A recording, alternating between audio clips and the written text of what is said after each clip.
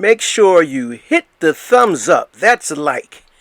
Then hit subscribe and hit that bell. And watch my whole video.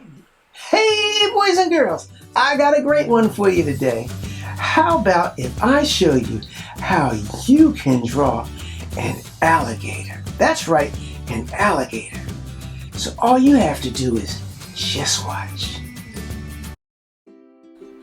We're going to start out with a rectangle for his body, 2 curving lines going down for his tail, 2 rectangles, one going up, one going down for his snout, zigzag lines for his teeth, 2 curving lines on the end of the top rectangle for his nostril, 2 more curving lines on the end of his mouth just to round it out, and 2 more for his eyes. Now we're going to do zigzag lines going all the way down his tail.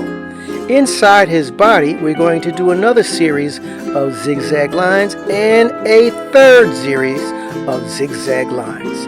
Now we're going to make 2 curving lines, and we're going to connect it with a short line and a longer line for his leg, and a curving line and 3 little toes. And that's how you make your alligator.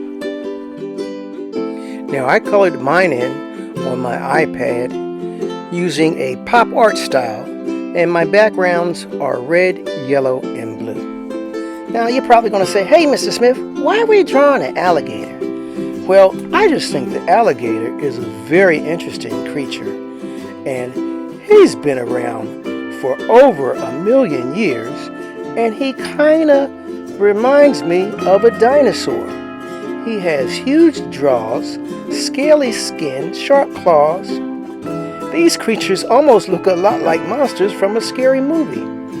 Instead, you can find a lot of them in Florida and in other parts of the South. They live in ponds, swamps. I've seen pictures of some walking around on golf courses. Take care. Don't forget, I have a downloadable coloring page in the description below. Bye!